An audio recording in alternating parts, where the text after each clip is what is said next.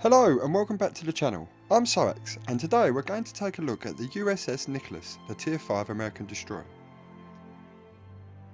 She has four 127mm guns in 4 turrets, 2 aft and 2 bow, with a range of 10.9 kilometers. She has 13,100 hit points. She also has 4 times triple torpedo launchers, 2 port and 2 starboard with a range of 5.5 kilometers. With a speed of 37 knots and a rudder shift time of 2.7 seconds. She also has an AA rating of 22 and a surface detection of 6.5 kilometers with camo. For my modules I am currently using Main Armaments Modification 1, Aiming Systems Modification 1 and Steering Gears Modification 1. And for my commander skills I am currently using Basic Firing Training and Last Stand. Now the USS Nicholas is a very fun and capable ship. She may only have 5.5 kilometer torps, but you will find that you get to use them quite often. She is fast and nimble, and the fact that she has American smoke means you can get out of trouble quite easily. You want to use a combination of her fast firing guns and torpedoes to dominate your enemies. Anyway, that's enough of the stats. Shall we take her out into battle and see what she can do? Obviously this is a tier 5 ship and I'm in a tier 7 game. Matchmaker, I love you. Both teams have 4 battleships, 4 cruisers and 4 DDs, but they do have a tier 6 Farragut and an OP Gremiashi. If the player knows how to sail her, then we could be in a lot of trouble. Anyway, onto the gameplay. This is the map Trident and the game mode is Epicenter. Now being a DD, it's my job to push into the centre and stop the enemy from capping, also to provide spotting for my team. I'm going to head towards the big island in the centre to see if I can get any shots on any enemies that try to push the west side of the map. With 6.5 kilometer concealment, I'm not too bothered about pushing into the centre because there's only one DD on the enemy team that can spot me before I spot them, and that's the Soaxx with 6.1 kilometer concealment. I'm not too bothered about the Farragut with 7.6 km concealment, but the Gremmy has 6.8, which may be a bit of an issue, but I will have the upper hand in a knife fight with better firing guns and faster turret traverse. Now it would seem that we have an even split with 2 cruisers and 1 battleship on 1 DD spawning on either side of the map, with 2 battleships spawning in the centre. We have a Kirov spotted at 15.9 kilometers, an Omaha pushing the centre quite aggressively, and a Gato at 15.7 kilometers, and a New York battleship pushing the west side too. And it also appears the Gnevny on our team has had the same idea as me and is heading towards the end of this island. And hopefully we can get some shots at this New York battleship as she tries to push. But she's going to be at maximum range probably for my guns, which may be a bit of an issue because the firing arc on these guns is quite extreme, and it's quite hard to hit a target at range because, as you're about to see, the shots fly, well, they're flying off the screen. But hitting a target like a New York battleship that's moving so slowly isn't too much of an issue. One good thing about the firing arc though is you can pull up to an island quite closely and you can get shots, lob shots over the top like you're seeing there, without being spotted. Oh my god, you sneaky little German, I wasn't expecting that. Right, time to lay some smoke and see if we can get some shots on this German cruiser. As he's at 8.5 kilometer range, I don't think we're going to have any issues with torpedoes because I think the Königsberg has 6 kilometer range torpedoes, so we should be pretty safe just to sit here and keep firing. Me and my big mouth. Oh dear, I think I'm going to take one of these. So now this is the problem, you shouldn't sit broadside on in your smoke when there's DDs about. I think one of our friendly Gnevnys took one too, and that is the Gremiashi. That could be a bit of a problem, oh dear. Now if he sits there it should be safe, but if he pushes we could be in a bit of trouble here. Now I don't think the Gremiashi launched the torps because he was beyond the island at the time. Oh right, he's pushing, so let's get ready to torp him. Well, it's the T-22 and all, he must have launched the torps before. Right, let's launch the torps at the T-22 and then let's focus fire the Gremiashi because he is a bit close. Right, torps out. Ready. Oh, the Gremiashi's down. Excellent. Now time to take out this T-22. Come on, come on, come on, torps. No, I don't think I'm going to hit with the torps, but come on, concentrate everyone. Focus fire, focus fire.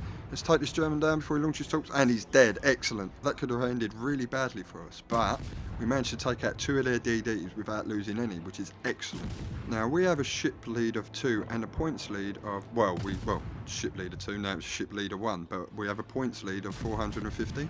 As I was saying before, it's quite easy to hit a slow-moving target at range with these guns, but trying to hit a fast-moving target like this cruiser that is also trying to evade is very, very difficult. Now, after killing the 2 destroyers, I thought we would start capping the centre cap point, but it would seem that there's a Genizer now that's being very aggressive and is pushing... Aha! More torpedoes. There must be another DD out there somewhere. Anyway, as I was saying, it would seem that this Genizer now is going to push to the west side of the map, and he is, at the moment, currently within torpedo range. So what I may do is push forward out of my smoke and see if I can get a torp run on this Genizer now. And there's a little bugger that just launched them torps, I think. But anyway, I should really focus fire on him, but I want to get these torpedoes off on the Genizer now before I focus on the Izakazi. So just get to the edge of the island and torp one away. And obviously I want to go and beach myself without any smoke. Okay, torp 2 away. Now, if he spots me sitting here and his guns are facing this way, this could hurt a lot. But who knows, and he's not looking at me, so I'm going to open fire, and these torps look good, and yes, I've landed 2, and oh, I've got a fire as well. He's cooking now. Right, keep firing. Are the other torpedoes going to be good? I think they are, and it's goodbye Genizer now. Excellent. Now, that's how you want to use low to mid-tier US destroyers. You want to be sneaky. You want to appear from behind corners of islands, or popping out of smoke at close range and using your torpedoes. Now, we have a ship lead of 2 and a points lead of 175, but it looks like the Nagato on the enemy team has just wiped out friendly Graf Spee. Now, I'm going to push forward with the Scharnhorst, but I make a big mistake here. I try to lay smoke for him because he's getting focused fired heavily by the enemy, but I do not communicate with him. I do not let him know I'm going to lay the smoke, and he doesn't slow down in time, and he ends up dying, which kind of is my fault, but he's on fire, and I think his damage control was down, so I think he would have burnt down anyway. But there's a good lesson here. Always communicate with your team. Always let them know what you're about to do, even if you make a new mistake like I do. It also didn't help that I slowed down here as well, realised, and then tried to speed up and obviously get more smoke around him, but the smoke duration ran out. Yeah, not my finest hour, but I've learnt from my mistake, and I hopefully won't ever do it again. But anyway, it looks like we're about to cap the centre ring. No, we have capped the centre ring. Excellent. So now we have the cap advantage as well as the ship advantage, but I don't think we're going to keep the ship advantage for long because I think the Scharnhorst is about to die. Sorry, Mr. Scharnhorst. Anyway, let's assess the situation. The fact that we've capped and we're capping the outer ring as well means there is no ships within the epicenter zone. So I think I'm going to push into the centre and try and cap that too. And there's the Farragut. Right, if we can take him out, then we will have a big advantage because they will not be able to enter the zones without being seen. So I'm going to head over there while trying to cap the centre and see if we can take this guy out. Excellent, the Colorado just took out the Molotov. Right, now if we can cap the centre too, then that means it's going to put a lot of pressure on the enemy to come and try and decap it, which tends to lead to them overcommitting, and it will lead to mistakes, and we can hopefully take advantage of that. I'm going to try and get as close as I possibly can because trying to hit DDs at range with American destroyer guns, it can be quite hard. But it looks like he's popping smoke. Hopefully we can get him before he disappears. No, I don't think we did. Okay. So what I might do now is head towards the smoke and see if I can launch some torpedoes in there and see if he's going to sit in there, or maybe he might bail out. It would also seem that the Congo, the Nagato and the Kirov are following the Farragut and are going to push the Cap 2. So we have to be ready for that. But what I'm most likely going to do is launch my torpedoes and then go to the right of this island, get into cover and try and surprise any of the battleships that are pushing hard. Right, okay, one torp out. lots of torps out. I don't think they're going to hit anything, but you never know. If you don't launch your torpedoes, you're never going to hit anything anyway, so why not just send them? And just as I'm leaving, I'm going to take a pot shot at this Kirov, see if I can set a fire. Haha, look! Shots from the Farragut in the smoke. Maybe these torps will hit something, you never know. Okay, the Gnevny's smoking up, so I might take advantage of that and pop in a bit. And the torps did it and took him out. Now that was very, very lucky. But like I said, if you don't launch your torps, you're never going to hit anything. Now, me and the Gnevny here are going to go to work on this Kirov and see if we can take him out. And I think he's just been citadeled. Oh, good, good. Someone got a really big hit. And hopefully we can take him out. And yes, he's dead. And that is kill number 4, I believe. Excellent, excellent. Right, we've got a Nagato pushing too. So I'm going to move back into the smoke and see if we can get some fires on this Nagato as he's pushing. And help the Gnevny, try and stop him pushing round and flanking us. But yeah, don't seem to be doing much damage really. We really need those fires to do some damage on these battleships, and he's popped off radar. So right, I think I'm going to move forward and spot, because this was the Gnevny's smoke. The fire chance on the Nicholas's guns is only 5%, but because you're firing so many shells, you should get quite a few fires. And there he is. Right, I think I'm going to launch some torpedoes his way. I know he's out of range, but because he's moving towards me, he will run into the torpedoes. And I think I'm going to kite away and start shooting to draw his attention away from the Gnevny. But it looks like the Gnevny smoke has run out, so I think I'll pop my smoke and continue firing on the Nagato. And he's popped off. Oh, excellent. And I don't think there's anyone around who can spot for me, which could be a little bit of an issue. But I think the Gnevny's coming back around. Yeah, he's back. Okay, I think these torps are going to miss, which is a bit unfortunate, but I'm going to continue firing. And yep, that's 600 damage. And oh, he's gone again. And I've sailed out of my smoke. Oh dear, a bit of a mistake. Right, back up into the smoke, and hopefully someone will spot him for me, but it's not looking good, so I may have to make a run for it in a second. But the good news is we have definitely taken the ship lead now, because they've only got 2 battleships and a cruiser left, which is excellent, and we have definitely got a points lead now. So oh, and he's back. Excellent. Okay, so time to start firing again and to launch some more torpedoes. Right, first set out.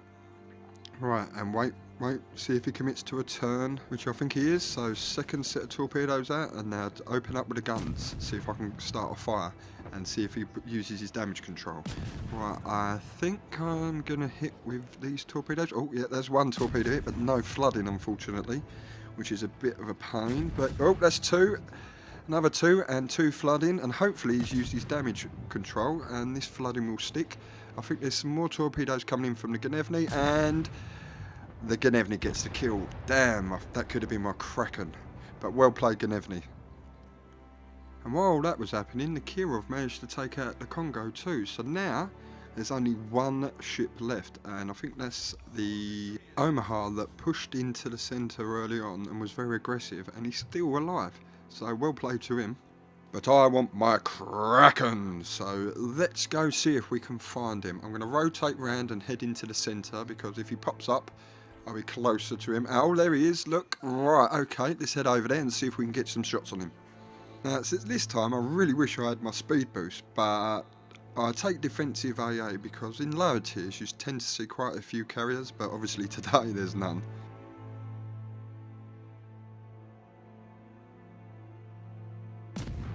Honestly, that was a slip. I wasn't trying to shoot the Gnevny for taking my Kraken. Honest. My god, he's only got 656 hit points, and I don't think I'm gonna get close enough to kill him. Come on, come on. Wah, speed boost. Where are you when I need you?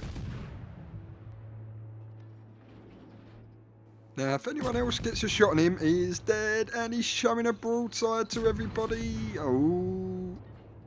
Why don't I have Russian DD guns? Oh my god, come on. Oh my god, you are joking me.